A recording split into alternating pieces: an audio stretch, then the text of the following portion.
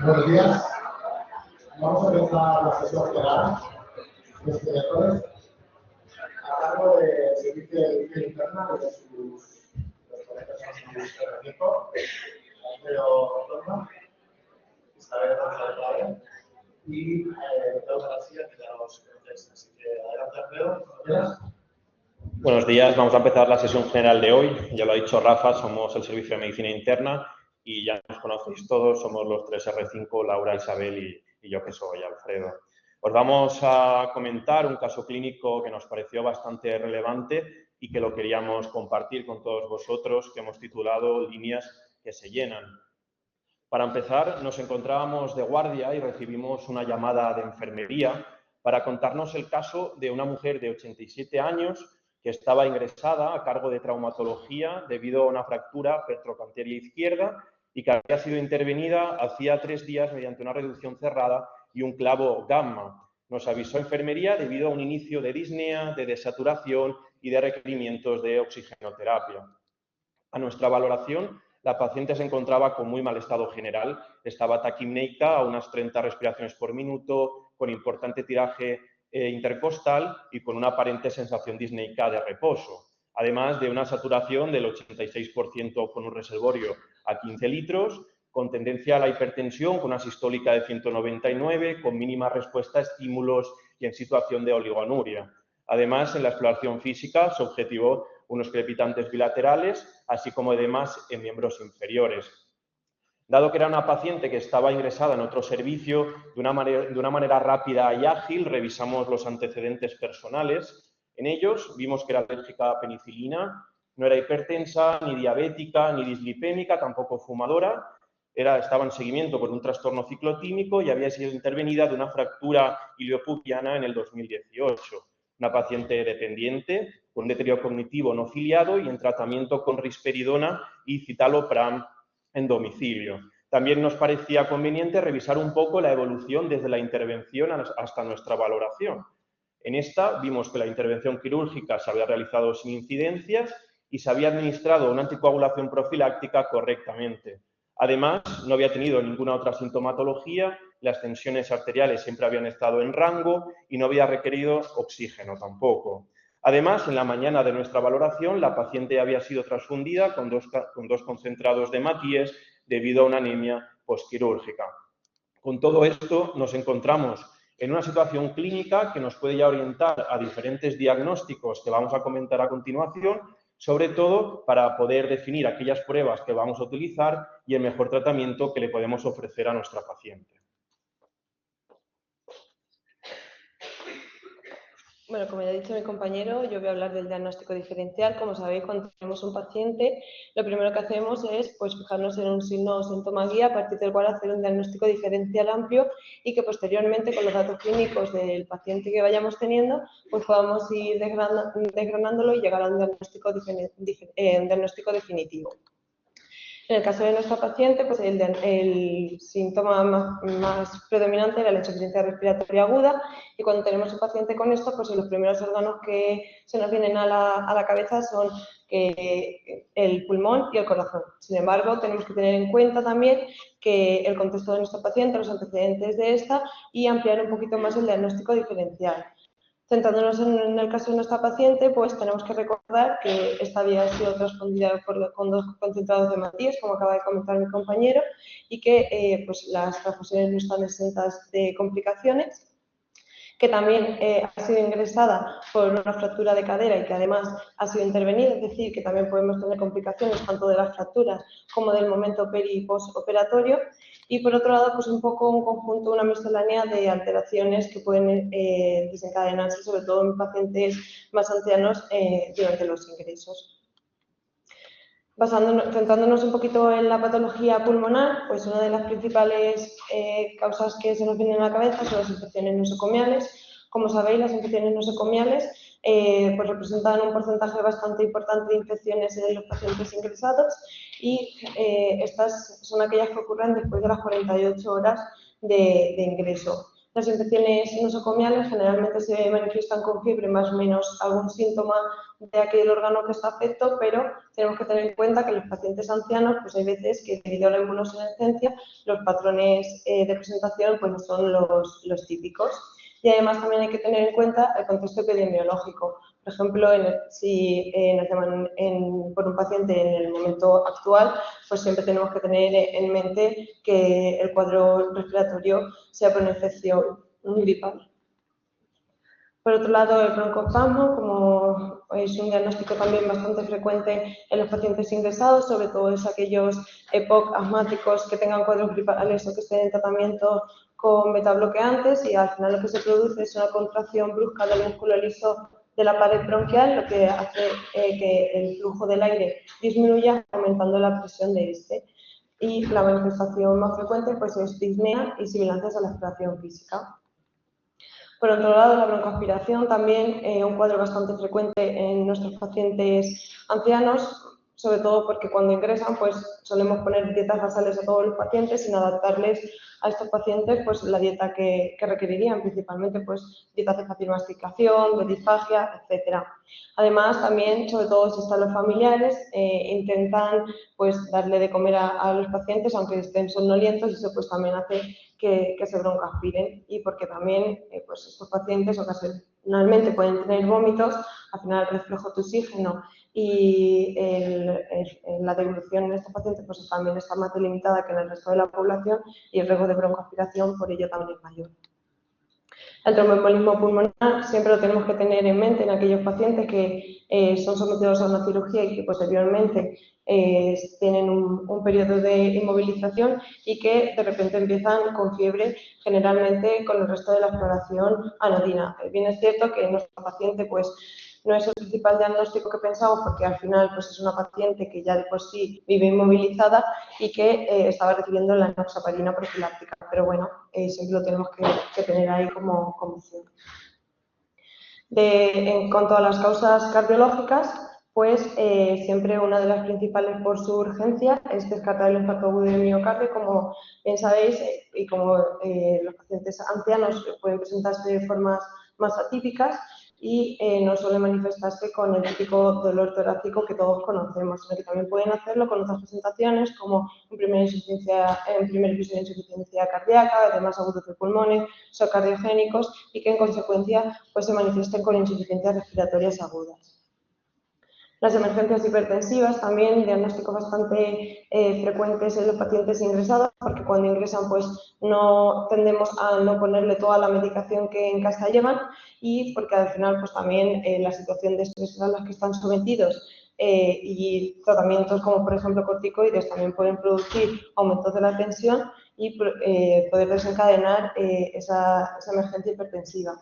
Al final, las emergencias hipertensivas lo que producen es un aumento de la poscarga a nivel sistémico, y esto en pacientes ancianos, los cuales ya tienen disfunción diastólica más o menos sistólica, supone un evento agudo bastante grave que pueden desencadenar en edemas agudos de pulmón e insuficiencias respiratorias. En cuanto a las complicaciones que puedan acarrear las transfusiones, pues existen diferentes reacciones. Aquí os explicamos 6 diferentes, las cuales pueden desencadenar insuficiencias respiratorias agudas, y que desglosadas pues tenemos las reacciones hemolíticas, que al final son las reacciones más graves que pueden presentar las transfusiones. Generalmente suelen ocurrir en las primeras 24 horas y suelen manifestarse con fiebre, disnea brusca e hipotensión. Y analíticamente pues veremos una anemia hemolítica. Las reacciones febriles no hemolíticas generalmente son las reacciones más frecuentes, suelen ser leves y suelen presentarse en las primeras 4 horas, pero hay ocasiones que también pueden manifestarse con insuficiencias respiratorias. Las reacciones alérgicas o anafilácticas también importantes, porque son la segunda reacción posttransfusional más frecuentes, con una incidencia entre el 1 y un 3%, y estas reacciones son son reacciones de persistibilidad tipo 1, es decir, que son aquellas que están mediadas por IgE y cuyo síntoma principal es el colapso urticariforme más menos angioedema, hipotensión y disnea. Generalmente los casos más graves, que son aquellos en los que tienen déficit de IgA, son aquellos en los que desencadenan un shock anafiláctico, pudiendo presentarse con distrés respiratorios. Siempre que conozcamos algún tipo de reacción alérgica previa en los pacientes que han sido transfundidos, pues se podrían prevenir con antihistamínicos y corticoides sistémicos al menos una hora antes de las transfusiones. Por otro lado, el daño pulmonar secundario a transfusiones, donde tenemos por un lado la sobrecarga circulatoria asociada a la transfusión, o conocida como TACO, o la lesión pulmonar aguda asociada a la transfusión, o conocida como TRALI. El TACO es una patología que suele ocurrir entre las 6 y 12 horas después de la transfusión y que no deja de ser una consecuencia secundaria pues, a la sobrecarga y a la hiperviscosidad que de por sí conlleva la transfusión en estos pacientes. Esto produce un aumento de la presión hidrostática a nivel de los capilares pulmonares con una extravasación del líquido al espacio alveolar e intersticial pulmonar, produciendo pues, un cuadro de insuficiencia respiratoria aguda. Y por otro lado, el TRALI, también muy importante porque es la complicación posttransfusional más letal, suele ocurrir en las primeras 6 horas y generalmente se manifiesta como una insuficiencia respiratoria aguda hipoxémica con un patrón muy parecido al edema agudo de pulmón, pero de causa no cardiogénica. Y generalmente este diagnóstico pues, es de expulsión. La enfermedad de infarto contra huésped, bastante poco frecuente, y la púrpura posttransfusional, que suele ocurrir entre los 5 y 10 días después de las transfusiones, es mucho más frecuente en las mujeres y lo que vamos a evidenciar es una púrpura no palpable con una plaquetopenia severa que se va haciendo cada vez más progresiva y que puede desencadenar en una insuficiencia respiratoria aguda y en estos casos pues siempre tendríamos que descartar una hemorragia alveolar si la sospecha es alta. En cuanto a las complicaciones relacionadas con la fractura y el momento peripostoperatorio que puedan desencadenar una insuficiencia respiratoria aguda, tenemos el aumento de la presión intraabdominal, que puede ser bastante frecuente.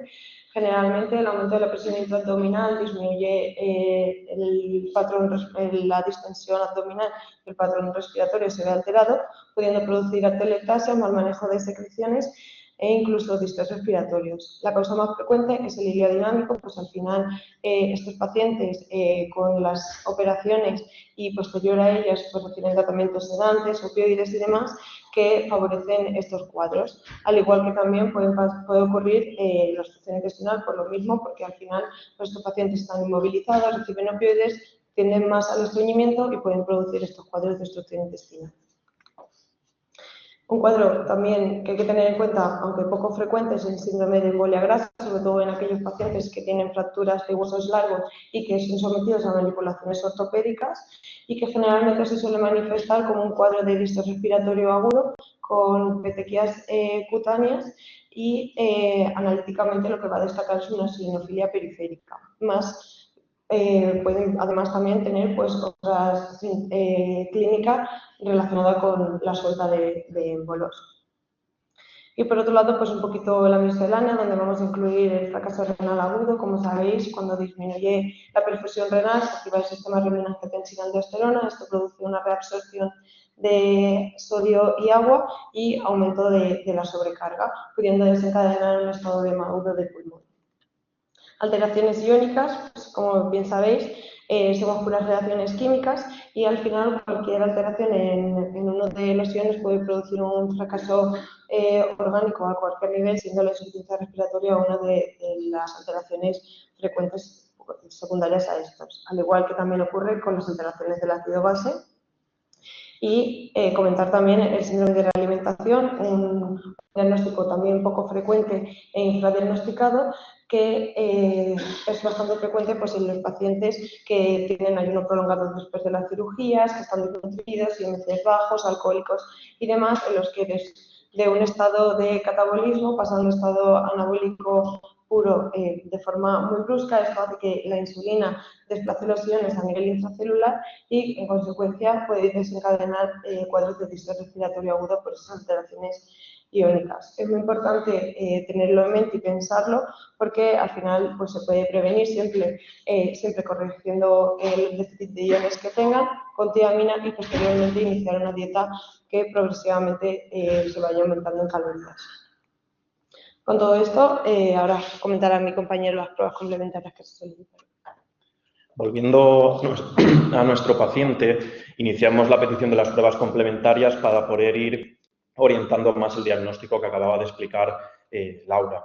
En un primer lugar, solicitamos un estudio analítico. En la bioquímica destacaba sobre todo una franca elevación del ProBNP con un resultado de 14.000 con iones en rango y sin alteración de la creatinina. Y además aquí comentaros que se intentó extraer una gasometría arterial, pero no se pudo por parte de enfermería y lo único que pudimos tener son unos gases venosos que al menos nos sirvió para ver que la paciente no estaba acidótica.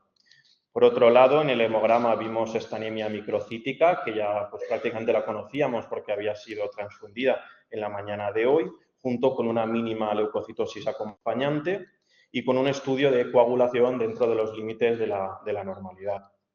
Por otro lado, se realizó un electrocardiograma donde tampoco objetivamos ninguna alteración, como podéis ver, con un ritmo sinusal y sin ninguna alteración de la repolarización. Y por último, una radiografía de tórax, donde sí que podéis ver ya pues, ciertas alteraciones. Vemos una cardiomegalia con importante redistribución iliar bilateral e infiltrados algodonosos en los dos parénquimas pulmonares. Pruebas que nos van a permitir pues, ir orientando este diagnóstico y poder acercarnos al diagnóstico final de nuestra paciente. Volviendo al diagnóstico diferencial, pues como ya he ido comentando, muchas de estas patologías las hemos ido descartando. En cuanto a las causas pulmonares, es decir, no era el cuadro que más nos cuadraba, broncoespasmo no tenía la paciente, no se había broncoaspirado porque había estado en ayunas y el tromboembolismo pulmonar, como ya he comentado, pues no era el diagnóstico que inicialmente hubiésemos pensado. El infarto agudo de miocardio, el electro era totalmente normal, así que tampoco pensamos que fuese un infarto agudo de miocardio. Sí que podría cuadrar con una emergencia hipertensiva, al final el cuadro clínico pues sí que cuadraba con esto, pero pues lo tenemos que tener ahí un poco en la recámara porque al final no sabemos si esa emergencia hipertensiva es causa o consecuencia del cuadro que le está produciendo la paciente, así que lo dejamos como una de las posibilidades diagnósticas. En cuanto a las consecuencias derivadas de la transfusión, el cuadro que más encajaba con nuestra paciente es que fuese un daño pulmonar agudo secundario a la transfusión, así que esto también lo dejamos como posible diagnóstico. De las complicaciones derivadas de la fractura y del momento peri- y posoperatorio, como era el aumento de la presión intraabdominal, pues descartado porque el abdomen era totalmente normal. Y el síndrome de embolia grasa pues tampoco cumplía los criterios para este. En cuanto a las alteraciones endocrinometabólicas, pues todo analíticamente quedaban totalmente descartadas, iones normales, pH normal, creatinina totalmente normal y el síndrome de realimentación pues poco probable porque la paciente seguía en ayunas. Por tanto, con el cuadro clínico de la paciente que hemos presentado, los posibles diagnósticos que se nos quedarían serían, por un lado, la emergencia hipertensiva y, por otro lado, el daño pulmonar secundario a la transfusión. En concreto, de las dos patologías, de los dos daños pulmonares que hemos comentado, el que más encuadraría con nuestro caso sería un taco, como a continuación comentará mi compañera Isabel.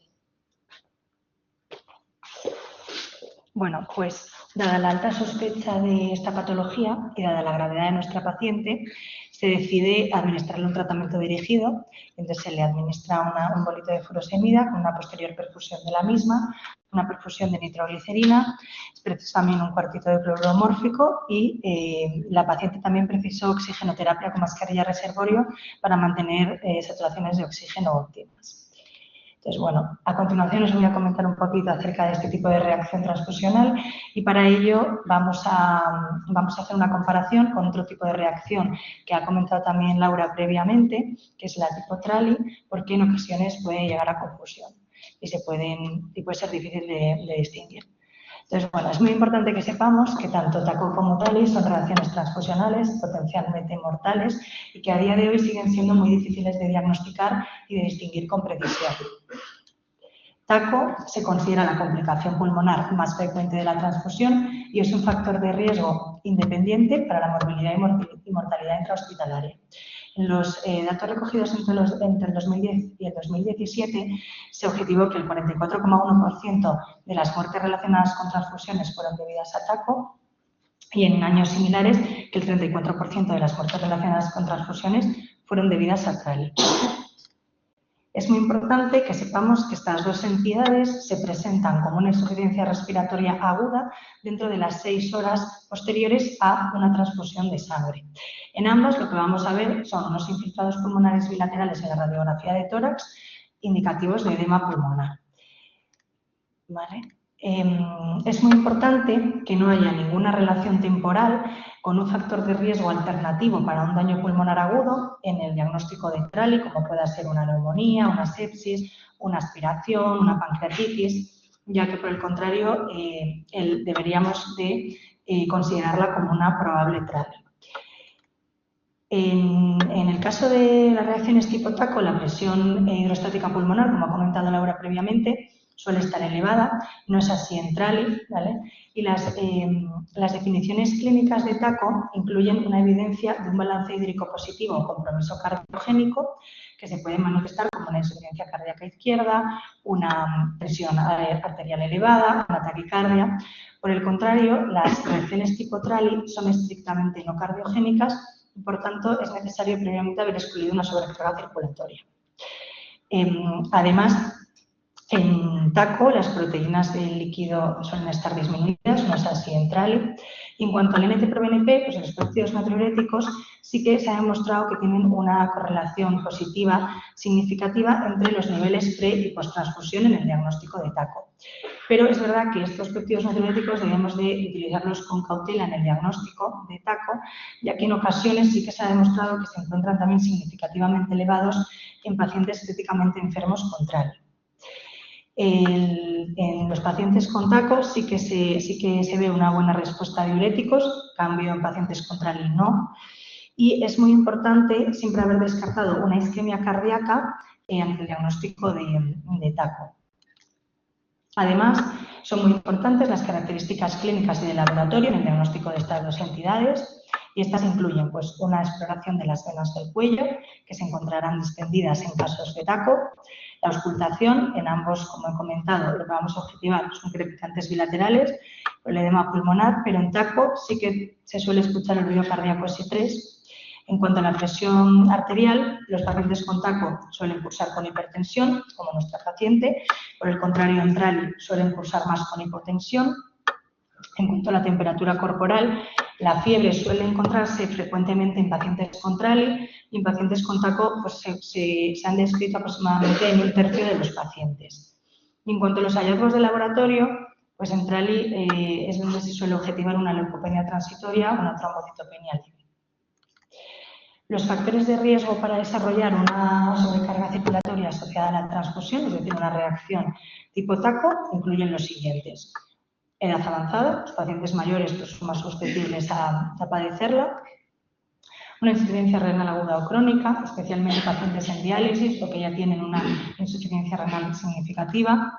Disfunción cardíaca, pacientes con historia de insuficiencia cardíaca, disfunción ventricular izquierda o bien como comorbilidades cardiovasculares. Balance hídrico positivo o una sobrecarga de líquidos previa antes de la transfusión también aumenta el riesgo de padecerla. La administración rápida de hemocomponentes o en grandes volúmenes. Importante saber que tanto la velocidad de infusión como el volumen total son factores independientes para desarrollar este tipo de reacción. La transfusión de plasma o de productos combinados.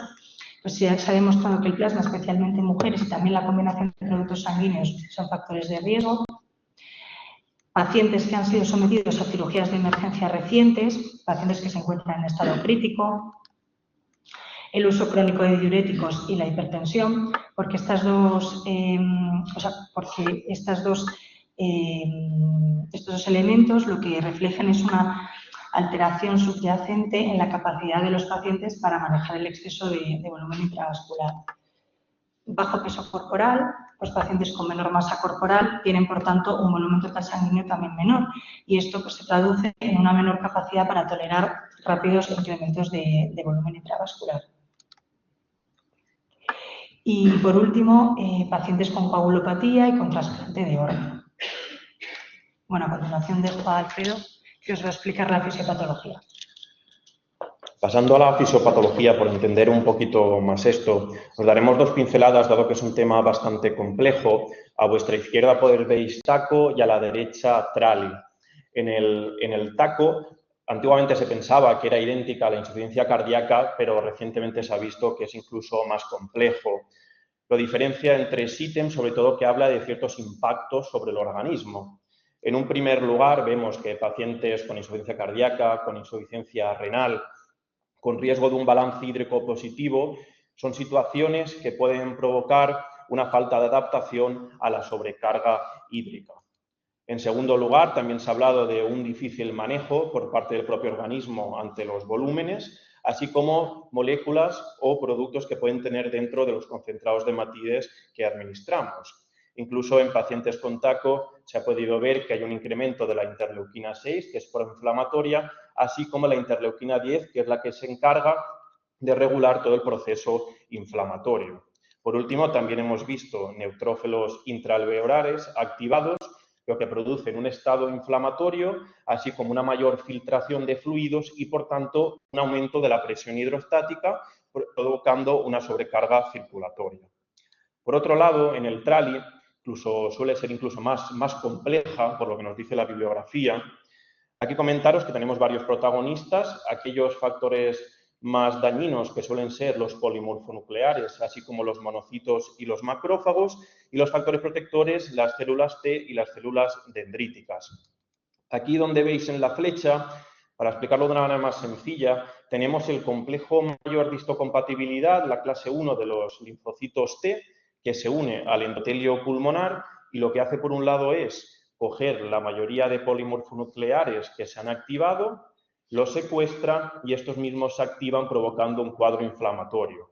Por otro lado, al estar también el endotelio pulmonar, suele activar otro proceso inflamatorio que es la cascada del complemento C5, uniéndose a monocitos y macrófagos, los cuales producen sustancias de oxígeno reactiva que son los ROS y además provoca otra situación inflamatoria. Todo ello afectando al endotelio, afectando a la permeabilidad y, por tanto, provocando edema. Por último, ya hemos hablado anteriormente que hay ciertos factores de riesgo que pueden provocar todo esto, pero quería otra vez abordar el tema de las interleuquinas, dado que en esta también se ve esta interleuquina 6 elevada, se ve un mayor bloqueo del receptor de la interleuquina 8, lo cual hace que esté más alta, que es una interleuquina que nos habla de ese secuestro de polimorfonucleares y transmite una situación inflamatoria e infecciosa en nuestro organismo. Y lo que llama la atención también es que en el trali la interleuquina 10 no suele estar incrementada. No tenemos esa respuesta tan elevada para regular esta inflamación y, por tanto, por eso dicen que es tan grave y tan mortal en las primeras horas. De hecho, hay artículos que utilizan la interleuquina 10 como tratamiento para estos pacientes, sobre todo para intentar evitar estas complicaciones. Por último, os queríamos enseñar estas tablas, sobre todo del TACO, que la proporciona la red de seguridad sanitaria de los CDC.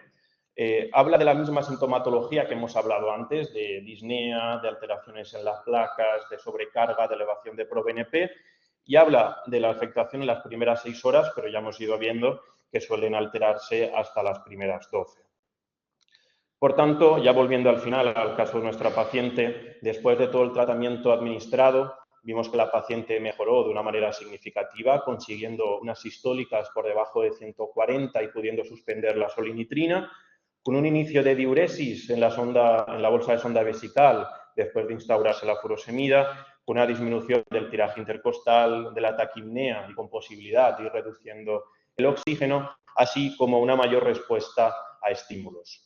Aquí os ponemos también la radiografía de control que le hicimos más adelante. A la derecha, como podéis ver, la magnífica respuesta que tuvo a nuestro tratamiento. Y, por último, Como hemos podido ir viendo, hemos podido descartar de una manera muy razonable la gran mayoría de diagnósticos y ante la situación clínica de nuestra paciente, la temporalidad con las transfusiones, la respuesta al tratamiento y mediante todos los algoritmos que hemos ido explicando, llegamos a la conclusión que nuestra paciente había sufrido un TACO. Para acabar, 5 puntos, 5 conclusiones. Comentaros que les sabéis que la transfusión no es un acto inocuo, la utilizamos diariamente, pero puede provocar complicaciones inmunológicas graves. Como hemos ido diciendo, el TRAL y el TACO son las causas principales de insuficiencia respiratoria posttransfusional. Quedaros con la idea que TACO, edema pulmonar acompañado de hipertensión, elevación de ProBNP y, sobre todo, excelente respuesta de diurético a diferencia del TRALI. Tercero, la valoración clínica, como siempre, fundamental para llegar a un diagnóstico correcto o, en su caso, a lo más aproximado posible. En cuarto lugar, como hemos ido comentando en la fisiopatología, la transfusión puede modular el sistema inmune, puede provocar más infecciones, puede provocar más recurrencias tumorales y darnos un peor pronóstico en las intervenciones quirúrgicas, intentando llevar la idea de transfundir menos pero mejor, siempre individualizada y buscando el mayor beneficio a nuestro paciente. Y por último, toda reacción transfusional debe notificarse. Ante cualquier sospecha hay que parar la transfusión, tratar al paciente y avisar a banco de sangre, como hicimos con nuestro caso. Para acabar, os habíamos puesto esta imagen, no sé si alguien sabe dónde es. Se trata de Montpellier, en el sur de Francia. Es una ciudad donde en el siglo XVII había un médico francés, Jean-Baptiste, que era el médico del rey Luis XIV de Francia y es el primer médico que constata la primera transfusión a un ser humano. Entonces, esto es todo y esperamos que os haya gustado. Muchas gracias.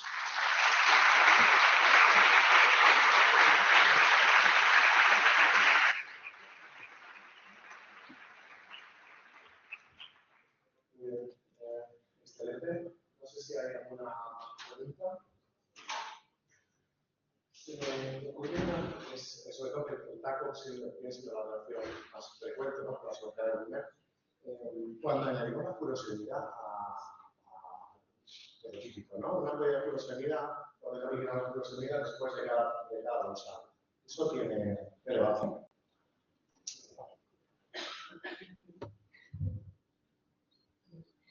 Bueno, los resultados de examen, es verdad que hay bastantes estudios y sobre todo lo que comparan es con la posibilidad de 10 y 40 miligramos. Y la gran mayoría de los estudios ponen después de las transfusiones, porque también hay algunos estudios que se ponen después de las transfusiones y en algunos estudios han detectado disminuir la presión hemostática, pero es verdad que no ninguno de los estudios disminuye la frecuencia de la es decir, que no hay ninguna evidencia. A lo mejor lo que falta son estudios que, o sea, cosas muy científicas para hacer su posibilidad al estado del paciente y demás. Pero de momento, los que no tenemos la misma evidencia. Si hay alguna pregunta más, un comentario.